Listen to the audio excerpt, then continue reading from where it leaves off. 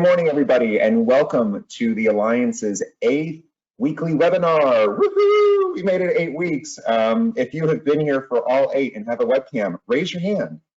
All right, perfect. We have some great regulars, so welcome. We love doing this, and we are thrilled that you can be here and have been here with us as we have come together as a Mississippi community week after week. So we're happy to have you. My name is Dave Miller. I am the program director at the Alliance, and I use he, him, his pronouns. We have a wonderful, wonderful webinar ahead of us today. As you can see on your screen, we have the list of presenters and their organizations, and I'll introduce them in just a second. But as is our practice, we want to take the time to acknowledge those who have lost their lives to COVID in the last 2 months, and so we're gonna take a moment of silence to acknowledge their passing, and we'll be back in just a moment.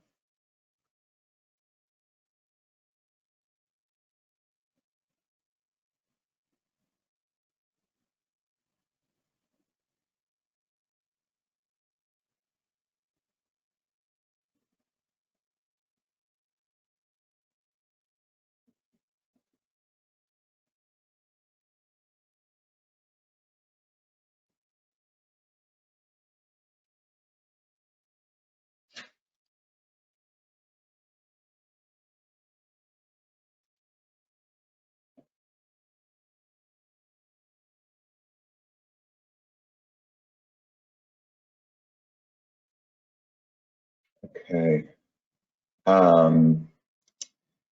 So with that, we're going to go ahead and get started. We have an incredible list of people who are with us today. As a reminder, if you have comments, questions throughout the webinar, feel free to enter those into the chat and we will monitor that. We'll also have plenty of time for Q&A, so feel free to ask those questions then. We definitely want this to be interactive. And so with that, I'm going to tell you that we have Dr. Jerry Alliston with us. I think Jerry told me that he often goes by Jerry the Great. So we will welcome Jerry the Great into the weekly webinar. And he is from USM's Institute for Disability Studies. And we also have the pleasure of having Robert Taylor Carley with us. He is the Self-Advocacy Coordinator at the Institute for Disability Studies at Mississippi University's Center for Excellence in Developmental Disabilities. So welcome, gentlemen, and with that, I will turn it over to you. I'm gonna make you a presenter. I appreciate that, and I didn't know you was gonna share, Jerry. Great. But it's our pleasure to be here today, and I'm going to just do a brief overview of what IDS is and then really let Taylor take over. So let me pull up our PowerPoint slide real quick. I look awesome in that picture. I'm glad you have the self-confidence, Taylor. I have to be positive about myself. That's a good thing. So hopefully everybody can see the screen. Is the PowerPoint up? Yes, that's perfect. Okay, great. So, but I do see a lot of familiar faces, actually, or names at least, and I have to do a shout out to the Volunteer Mississippi folks, which is wonderful. And Taylor is an AmeriCorps alumni, and you can see his picture in the bottom right wearing his AmeriCorps shirt. So go down. But so I really just want to briefly explain who we are, because I'm not sure if everybody has heard of us. But we serve the disability community, but we really truly serve the entire community. And you'll see pictures on the slides, and I won't go over every single one, but these are pictures of young people with and without disabilities who've been doing our programs. And so IDS, long story short, we're a University Center for Excellence in Developmental Disabilities. So it's a federal grant that was started when President Kennedy was in office, so a long time ago. And basically, at the time, they just felt like we need to do more around developmental disabilities and especially intellectual disabilities. And we have evolved over time where we do work really with any type of disability, and we do a lot of inclusive work as well. And so we're located at the University of Southern Mississippi in Hattiesburg is our main office. And then our mission is to impact the lives of Mississippians with disabilities and their families. And the three main areas is to make people as independent. I say make.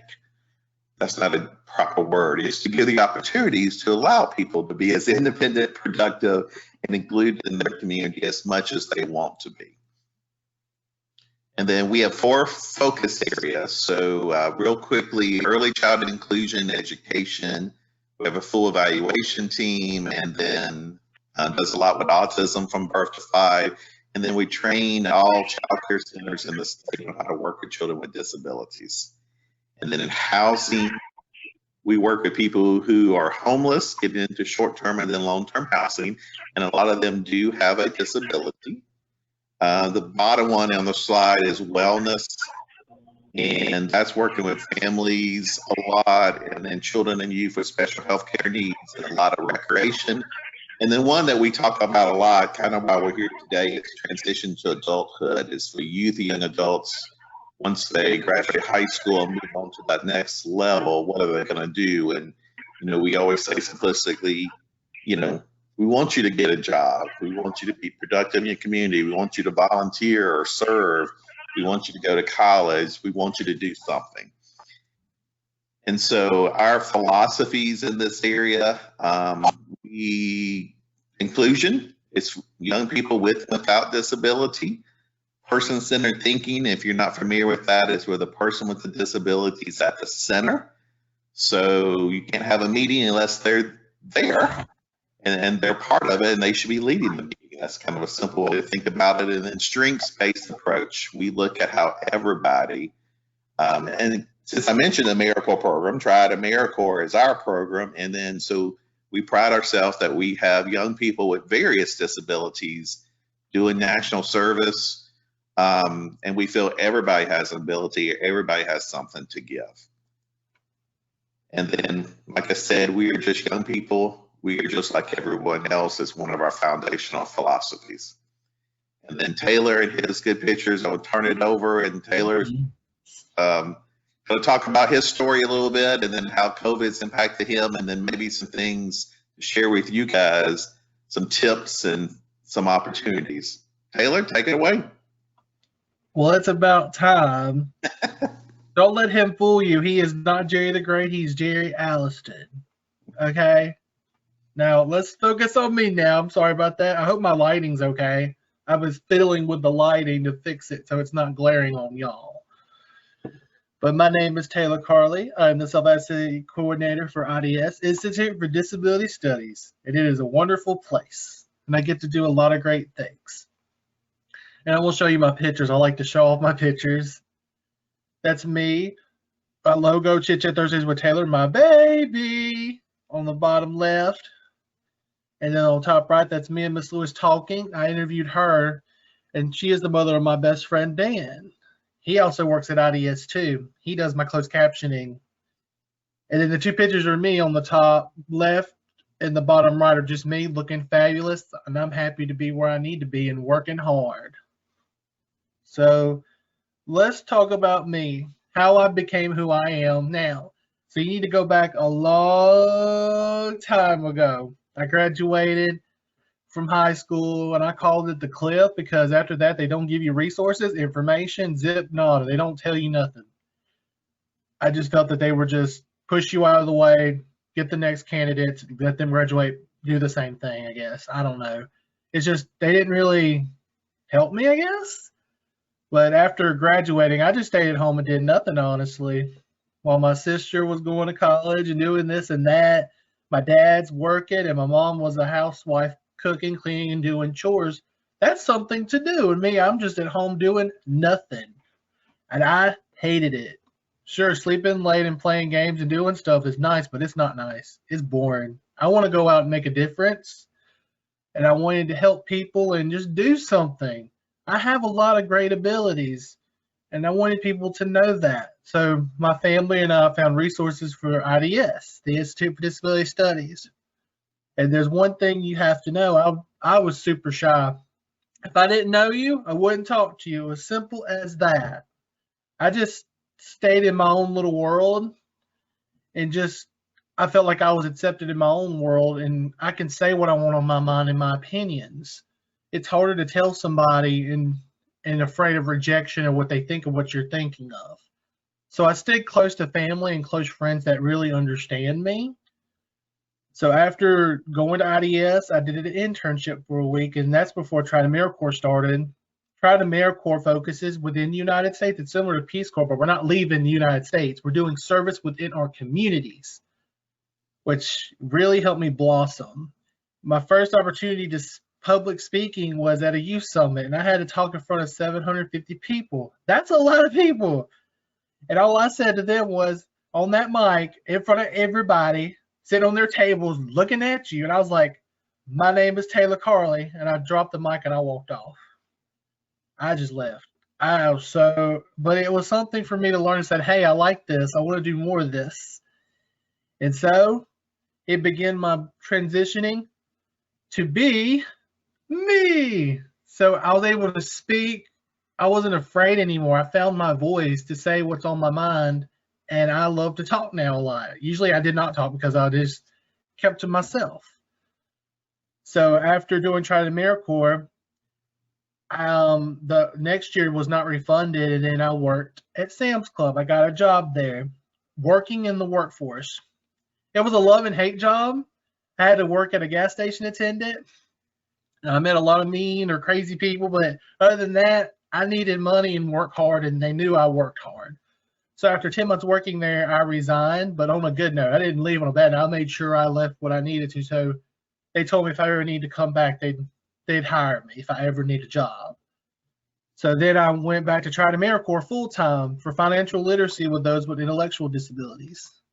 And let me tell you, financial literacy is hard for people with disabilities, especially cognitive or intellectual. Teaching them how to save money, how to pay bills, how to use a bank, how to do this. It's a lot to it. But I was a leader, and I led and did the best of my abilities, and I really impressed my mirrors and mentors. And they asked me, do I want a job here at IDS? And I was like, yes, I do. So I became the Self-Advocacy coordinator. My story doesn't end there. Oh, no. I'm doing a lot more. I'm driving my new car that I got. It's a 2017 Toyota Tacoma. That's my baby, too. And I drive freely, independently where I need to go. Not right now with the pandemic. You can't really go anywhere. I miss that. I like to go to the mall, go to the movies, that freedom to say, hey, I want to do this and just go. Especially with someone with a disability like me, that's the best thing in the world. I don't have to rely on my parents anymore or my sister. I could just say, I'm going, take my keys, and drive off. But of course, let my parents know because they'd be like, where are you going? So yes. So now I save my own money. I have my own banking, checking, and savings. So yeah, I manage my own bills. I make my own doctor's appointment. I do this and that. I am really independent, and it's really awesome. And then I get to talk about Chit Chat Thursdays with Taylor, my primary baby at work.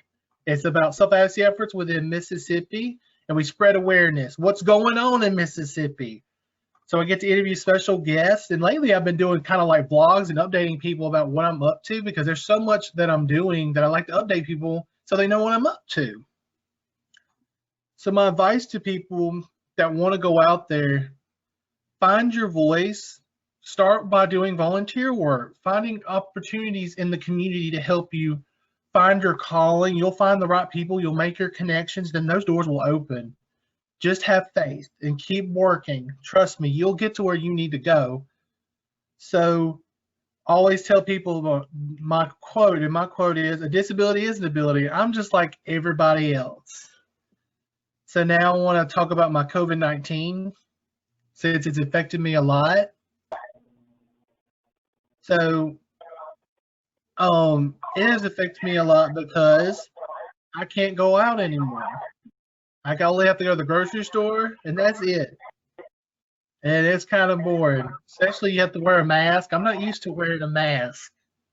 I see it usually out of the United States, that everybody wears a mask, and this social distancing, it's very new and changing for me because change is hard for me. It can be for anybody with a disability because we like a routine, we like our schedule. If something, just one little thing changes, it just changes our whole world, and it's hard for us to cope with it or try to find a way to go, I could go past this obstacle. It just takes us a while, but we come back headstrong and we adapt once we learn it, so we know what to do if it happens again. So my advice for people with COVID-19 is stay strong and keep being healthy. Wash your hands. Wash your hands and wash your hands, please. And wear a face mask. Some people are making a big deal out of COVID-19, which it is, but it's not good to cause hysteria or chaos just saying this can do this and that. That just makes it worse. All you need to do is wash your hands. And if you have the wipes, sanitizer wipes, just wipe off your groceries. So, and just stay clean. If you feel like you're contaminated, take a hot shower and relax. Do not freak out. And if you do get it, don't worry. We have evolved from it, and there's test kits at home. Doctors are faster with it, and there's things right now that can help you. Just don't be afraid. That's what makes it worse. Stay strong and keep fighting. That's why I think people will get through this. And that's all I have to say, really. If there's anything else you need me to say. Yeah. Well, Taylor, you were going to go over what is a self-advocate on the screen. Oh, okay. So, I'm sorry about that. What is a self-advocate? Well, that's easy. A person who speaks for themselves. They're able to use their voice. They learn their voice. They know what to say. They don't care what somebody else says. Even though their opinion is not the same, at least you're getting your point across. They know his or her rights. They're going to advocate that. I have rights and I want to advocate that. Makes their own decisions. Decisions are hard for me as a person because self-advocates, decisions are hard because you don't know you're making the right one or the bad one. It's always a risk to it. So you don't know, but you need to stay strong and go, I'm going to do this and go through it. Is aware of support needs. It's okay to be aware of your support needs. You just need to know that you can get help, or if you need something to do, advocate for it. Just let them know, hey, I need these services. I need these accommodations. You just got to make those connections and find the right people. And I like this one at the last one, respect to others. Respect everybody just because they're different and they have different views or all the types. Just be respectful, okay? That's all I have to say on that. Just be respectful and be nice. And how can you speak myself under one roof? I created this and I wanted to talk about it through my experience that helps me. And I hope for someone with a disability they can read this, and when I tell them, they'll go, okay, this makes it easier for me to go day by day. So I create a routine and schedule. So usually I wake up at 8 a.m., have my breakfast, take a shower, brush my teeth, something for me to do during the day. Give me some activities. And also I work from home, so I get to work on video scripts and work on other stuff that keeps me busy. So make a schedule. So connect to the internet and search for online activities. Since this pandemic, there's a lot of resources and activities that you can do. There's a lot out there. There's a lot of freebies like NASA. You can watch a live stream of NASA and learn a lot what's going on in space. There's actually the Opera Theater. There's a website. I have the resources on this presentation to show y'all, and that's free, and you can watch that. And there's so much more. I mean, I'm just scratching the surface. You just have to look. Trust me. You'll find something, and it's amazing. Learn a new hobby.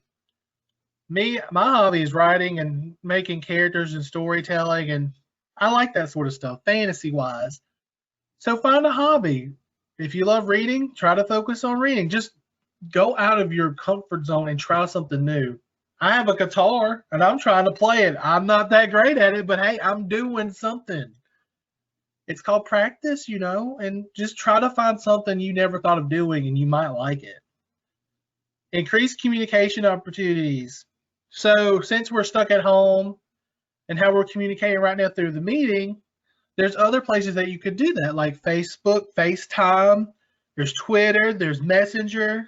You could call your friends. I mean, stay involved and talk to your friends and family. I know they'll love to talk to you, and that will help you because sometimes with us being at home, if you live by yourself, it's good to call people because I would go stir crazy if I didn't stay at my parents'. Okay, I have to know what's going on. If I'm by myself, I like to make calls and keep my head entertained and just make sure that everybody's okay. Focus on personal development. So focus on your personal self and develop things that what I would do. So for me, creating a routine and schedule, I struggled with that a little bit, but I'm working on my weaknesses. So that's what I recommend is to find what you need to work on more and practice. And work on life skills at home. I had to really ascend to do that because my mom used to do everything and I had to fight for that to do stuff at home because she liked doing that. I'm like, well, I want to learn because what if I live on my own? I want to be able to do laundry, dishes, this and that. And now I do all of that. My pet peeve I didn't like was she did my own laundry, meaning my luggage. You know, when I go somewhere, she would organize my luggage and I'm like, I don't want to do that. That's my clothes. I don't know what it is, but don't touch my clothes. I just want to put it up and organize it. How can I speak for others? Use your story. And we have this at the bottom that can start out and help you. And it's an elevator speech. You know what an elevator speech, right? Usually it's like a minute. And then you just say, hello, my name is blank. I am blank relationship to disability community blank. And then you just fill in the blanks. And there's some worksheets and all that to help you for elevator speeches, and look for research and you can look it up and there's some ideas to help you. How can I speak for others? Share your story. Share your story. And so here's a little bottom from the AUCD, the COVID-19 story, and the blanks you just fill them. And I did one of these actually, and I recommend doing it and sending it to your local representative or anybody so they'll know what's going on and they can make a change. That's why you need to speak during this time. It's very important now than ever. Your voice is important, especially those with people with disabilities. Because with the pandemic, a lot of things has changed and a lot of people are worried. So speak up now. So here's mine. My name is Carley. I'm a person with autism. Yes, I have autism. And I'm from Hattiesburg, Mississippi. COVID-19 emergency has stopped me from working in the community and engaging as much with my friends and coworkers, which I love going to the office. I love working. It was part of my routine, and now it's changed. I had to adapt and make a new routine. I am worried about how people with disabilities are coping as there's so much misinformation. People are not used to staying home. My friends with disabilities, especially intellectual disabilities and autism, have a hard time with isolation and change. I'm worried for them about getting what they need and still being part of their community. There's been a lot of talk and what's going on that there's a lot of prioritizing instead of people with disability and their needs since the pandemic, apparently, and I don't like that. We're all important, and that's why I said that, because there's a lot of changes, and I want them to know, hey, there's people that need help too. So I know you're working on the 4th relief package for COVID-19. I want to learn more about how you're going to help people with disabilities in this package. Thank you very much for your time. Yes. So does anybody have questions, comment, ideas? And finally, applause. Terry, this was amazing. I have goosebumps. There is, not only is what you're doing amazing, but this is so important for everybody. I think self-advocacy is so important, and the fact that you are helping other people feel confident and comfortable and learn how to do that is profound. And so thank you for doing that. I'm so impressed, and you are a way more confident speaker than I am, public speaker. So I need some lessons from you, because I wish I had as much comfort as you do. I'm so impressed. Speak longer, but we're on a tight schedule, and I would explain more. I just wanted to make sure everybody else can do their presentation. That's why I was fast. I wanted to make sure that they can have enough time to speak about their stuff. Well, I appreciate that, and you are excellent, and we are definitely going to have you back. And I love that, actually. I love talking. He does love talking, and I real quickly want to say, Taylor, good job, awesome. And so one thing, what Taylor was wanting to share is, if you know people with disabilities in your family or in your close community, or if you work with people with disabilities at any point, they certainly can share their story. And if they are not comfortable with that or whatever, you saw our emails, and we can certainly put that in the chat. But AUCD is our national organization, so they're in Washington, D.C., and they are compiling these stories from all over the nation, because the fourth package is, I think the Senate, I get confused sometimes. I want to say the Senate approved it, but it's got to go through the House, but they want to make sure people with disabilities are part of that.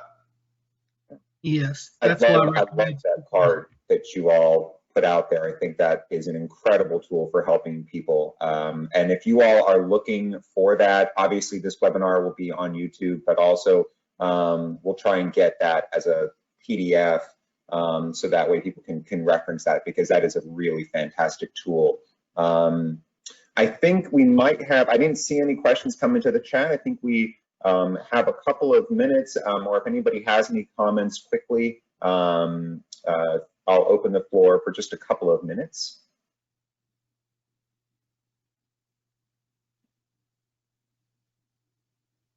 All right, well, feel free if you haven't. Can somebody hear me? Yes, hi there. Hey, this is Francisco Gonzalez. I'm with the Mississippi Aviation Heritage Museum, and I also own Gonza Flex Film Productions, and I'm very impressed with the conversation. I came in late, but I happen to work with two organizations down here on the Gulf Coast, Disability Connection and the DREAM program. And I tell you what, those two programs are fabulous. I've never seen more happy people in my life. And the work that the volunteers do is fantastic. So I want to comment on the efforts of USM for what they're doing to continue that. And every time I do anything for them, it's like, you know, I shoot their videos and I shoot their documentaries, and they put them on YouTube, and you can see them. And it's nice to give back to the community. And that's what I'm doing. Anyway, I love that. Great Thank you for sharing. And if you have their contact information, Francisco, if you pop that in the chat, that would be fantastic. I'm sure there's some people who would love to know how to reach them, or at least the name of that organization again. That would be incredible. And I also want to say, Taylor, you've got a new subscriber on Chit Chat with Taylor on YouTube, so feel free to. Yes, you can find me on YouTube. It's called Chit Chat Thursdays with Taylor. Check it out. 1 second, y'all. We've got a little bit of audio. Okay, perfect. As a reminder, when you come on board, if you'll just make sure you chat so we don't have any audio challenges. Thank you all for taking the time to be here, Jerry and Taylor. Jerry's great. And we will go ahead and turn it over now to Leslie Junkin, who's going to be talking to us about the Mississippi Parent Training and Information Center. So Leslie, the floor is yours.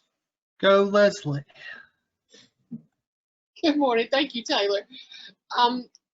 My name is Leslie Junkin. I am the project director for the Mississippi Parent Training and Information Center. I live in Columbus. I've been in North Mississippi my entire life. And I'm also the parent of a 20-year-old daughter with Down syndrome. So I didn't come into this part of life by choice. I came into it by circumstance, but I tell people every day I'd do this for free if I could, but we've got to be able to pay the light bill. So it's very rewarding work. I'll tell you a little bit first about our parent organization, the Mississippi Coalition for Citizens with Disabilities. The brochure's there on your left. The coalition was founded in 1989 by Mississippi citizens with disabilities, their family members, advocates, looking to make sure that people with disabilities lived lives that were full of opportunity and equality. And they've been kind of blazing paths in Mississippi since then, along with many other organizations. And it's a huge focus on educational rights, rights of people in the community as far as compliance with the Americans with Disabilities Act, and then younger children, younger adults with the Individuals with Disabilities Education Act, and making sure that they are provided with appropriate educational services and access to education. So for years, Mississippi did not have a parent training center. Each state is funded for at least one parent center through the United States Department of Education. And up until 2006, Mississippi's technical support for families came out of South Carolina.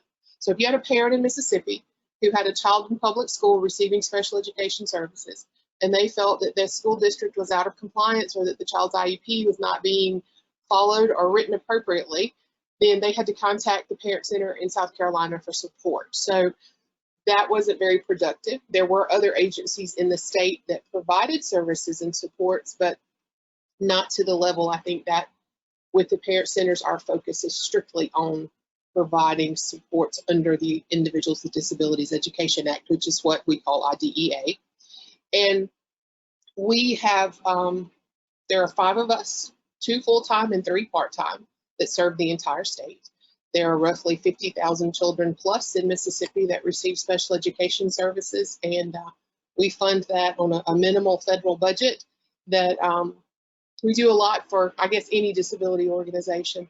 Most of us work 60 hours a week for 20 hours a week pay, but that's just the life of what you do in nonprofits. You always do many, many more hours than any bank account that'll ever see grow for personal purposes. So, but it's very, very rewarding.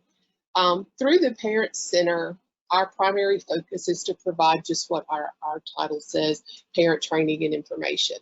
We provide topical training statewide, and that's on everything from parents understanding what their rights are under the federal law, making sure that parents know what to do if there's a dispute, a complaint, how to resolve it, but also connecting families with other supports and resources around the state. And I see a lot of people here. I see several people here that we have worked with in the past. I know we've done a lot with Parents for Public Schools over the years. Jerry and his group is absolutely, y'all forgive me.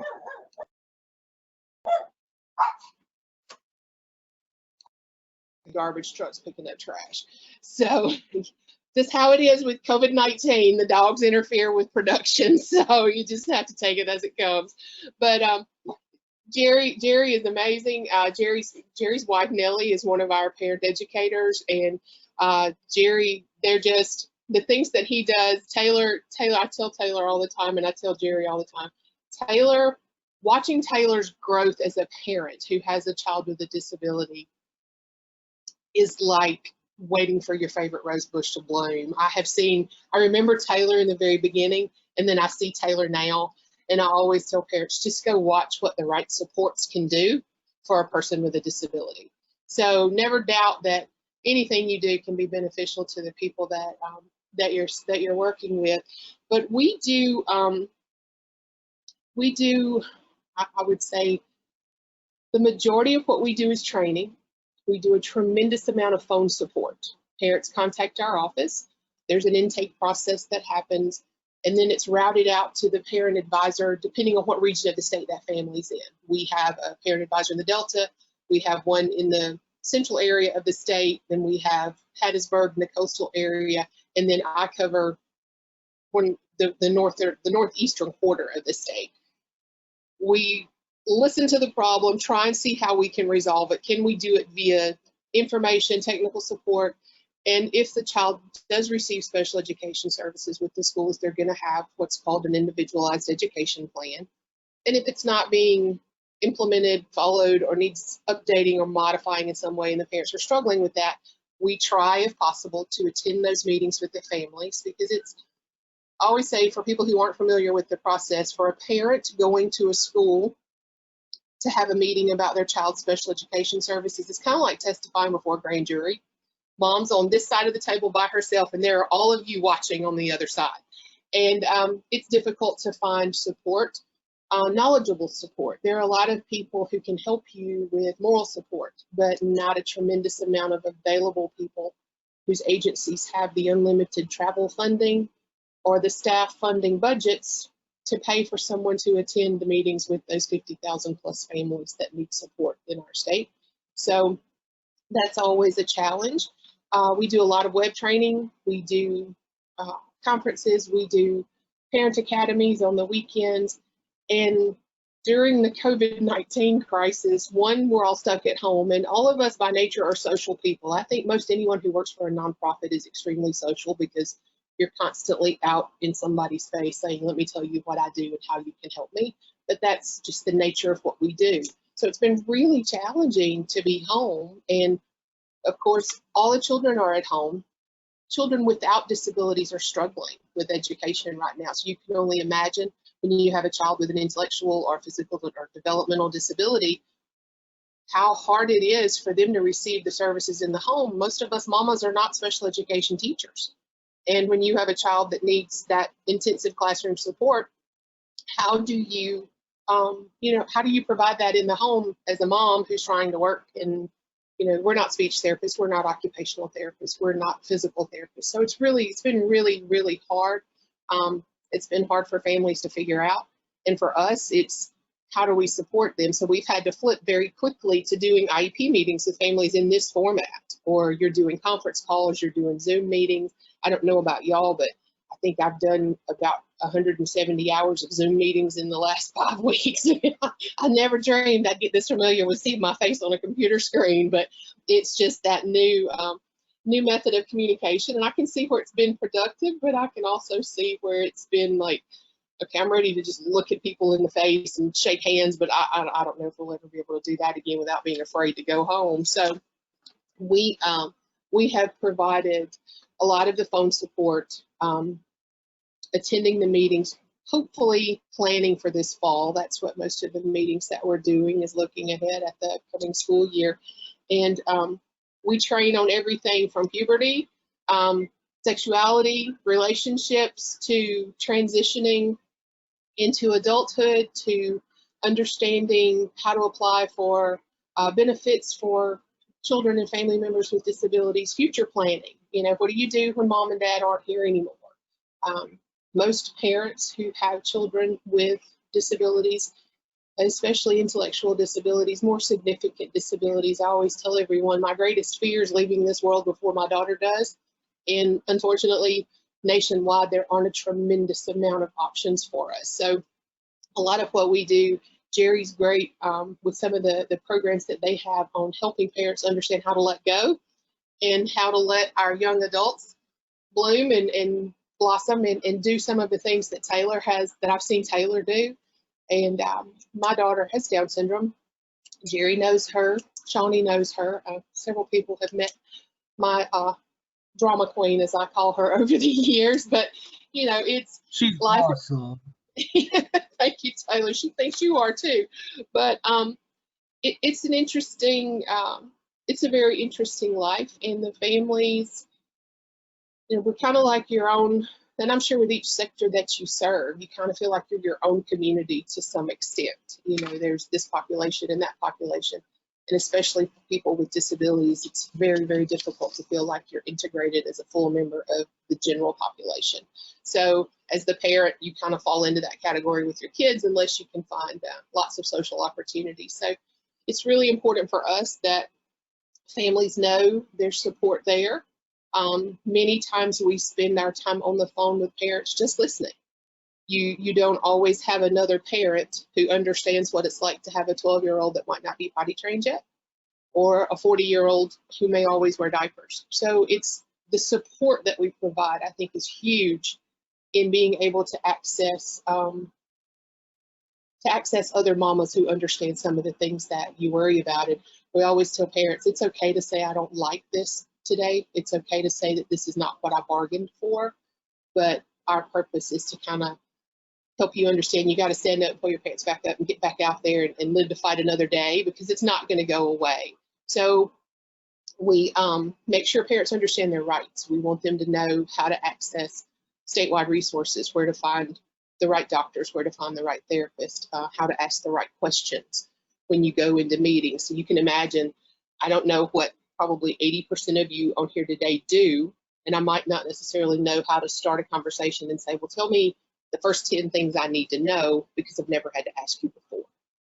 So our main purpose is when the families contact us, being able to say, because we've been through the experience, to say, here are the first 10 things you're going to need to know. So that's always a big thing, is to say, you know, I tell them there's no question that's going to shock me at this point. Jerry's probably the same way. I doubt there's anything we haven't heard. And, you know, probably had a lot of parents who were terrified to ask questions of some people, or just to sit and have that conversation and not feel that you might be judged by someone saying, you know, my child still drinks out of a sippy cup, or my child can't read yet and she's 20 years old. You know, it's hard to feel like you're just kind of how to just blend in. And I'm not a huge, just personally, I think we all know that our children have disabilities. And I think about Taylor and his self-advocacy. We don't have to focus on the disability. We know what it is. So when you meet people with disabilities and you meet parents of children with disabilities, this is just a child. You know, I tell people, this is my daughter. I don't introduce her disability. That's pretty obvious after you get to know her for a little while. But just be aware, I think sometimes that you say things inadvertently, or you don't know what to say or what to do. So we do a lot of education for parents on, you know, you don't have to tell everyone the backstory to why you need what you need. It's okay to just come in the room and be part of it in whatever capacity you're able to fall into the crowd. So as a parent training center, I think, you know, it's really important for us that families know where to find support, regardless of what that support is. What type of training do they need? We can customize it. One of the things that we do very frequently, it's one of my favorite things to do. We used to do this with Parents for Public Schools some as well. They had their parent leadership academies or parent leadership institutes. And it was a full day of training that kind of walked you through, okay, here's the beginning, let's take you through to the end. And we do parent advocacy academies like that. And we start with, guess what, we got a new car, now the car's new. You know, you kind of walk through that process of, guess what, we've had a baby.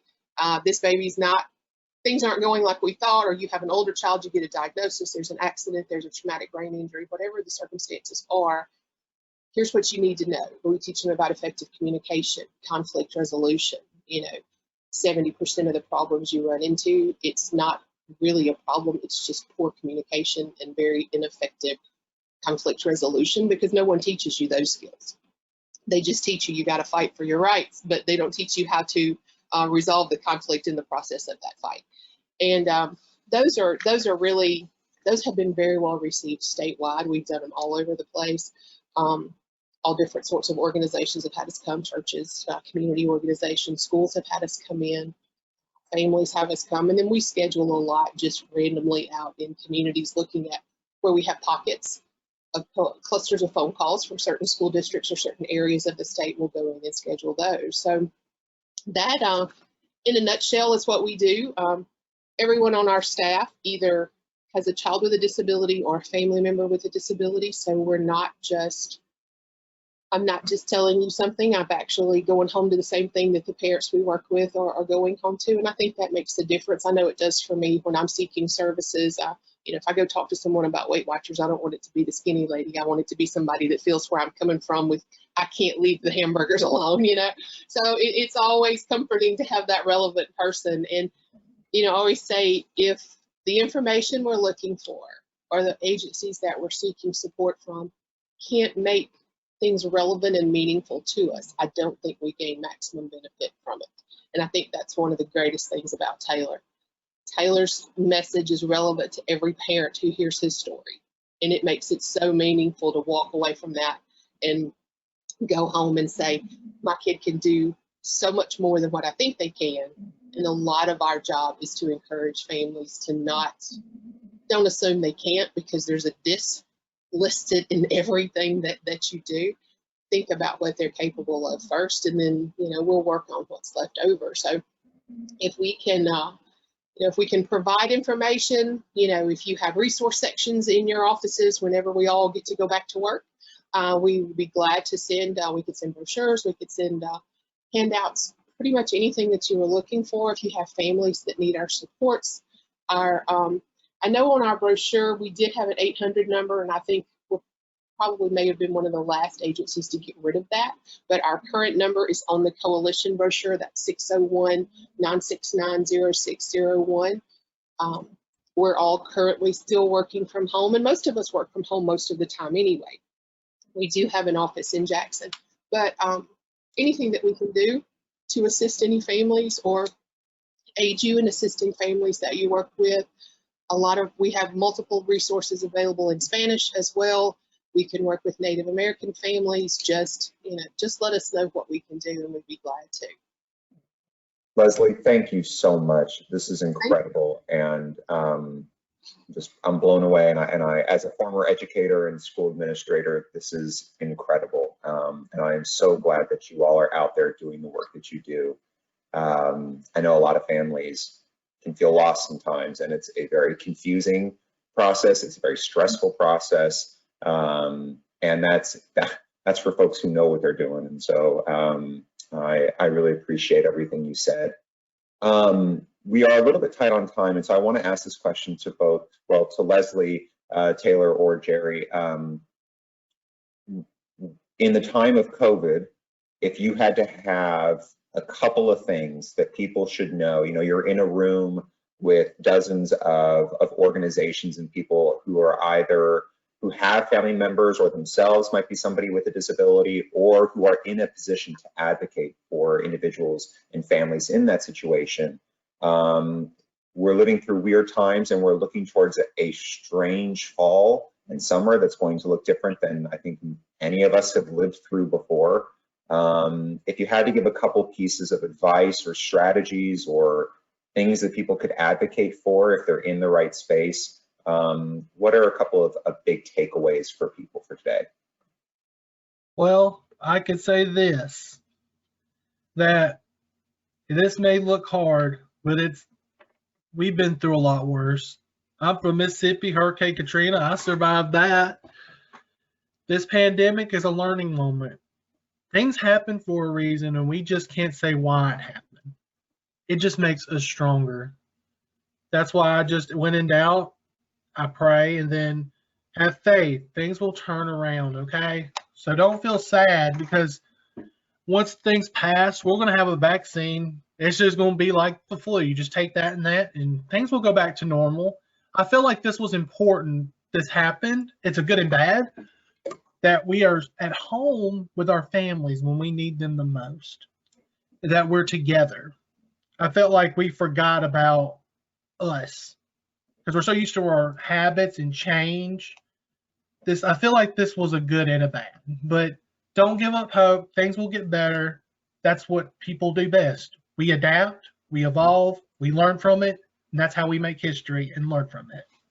So keep it up and stay strong. That is my advice.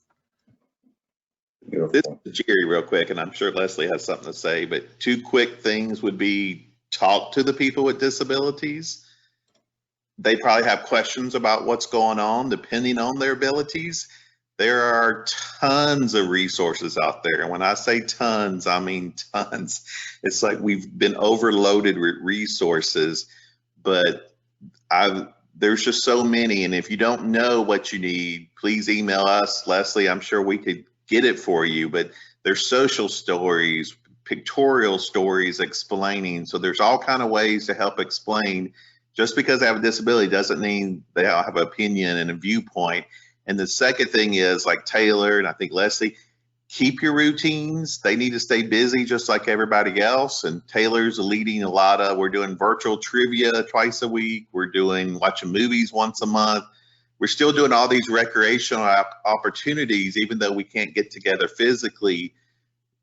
That's the same for everybody, just like all you need to do. So we need to make sure people with disabilities still have those opportunities. Mm-hmm. Yes, and just like Jerry said, I know with my daughter, she's extremely social, but being at home for the longest time, she thought everybody was sick. So we had to spend some time sitting down watching the news, as much as I hated to sit and watch any more of it, and try to explain to her, just because they're always showing the hospitals and telling you about people being sick doesn't mean that everyone is sick. And I think just across the board, if you're not comfortable, and a lot of people are uncomfortable around people with disabilities, and that's okay. You know, you don't know, so you don't know, and it's perfectly fine to feel that way. Don't assume. My granny used to say she'd had several strokes and she was in a wheelchair. And she said, why does everybody yell at me when they say hello? I'm in a wheelchair, I can still hear. So don't assume that a disability means I don't have good cognition of what's going on around me. You know, I always tell my daughter, she's the queen of dicing tomatoes and cucumbers, and people always say, you mean you let her use a knife? Well, how else did you learn how to do what you need to do? I have to treat her like everyone else, and I have to be aware that, she told me the other day, she said, I'm sick of looking in your face. I said, well, okay, I'm sorry that you're sick of looking in my face, but I get you. I'm sick of looking in my face too. I'm ready to get out and see other people. You know, she said she was tired of eating my food. I'm tired of having to cook 3 times a day. So even though they have disabilities, and you know, we keep the mamas are like, what do I do? A lot of moms, their only break was when the kids went to school. You have some kids with really significant needs, and oftentimes the classroom is the only place that can provide any care for those children.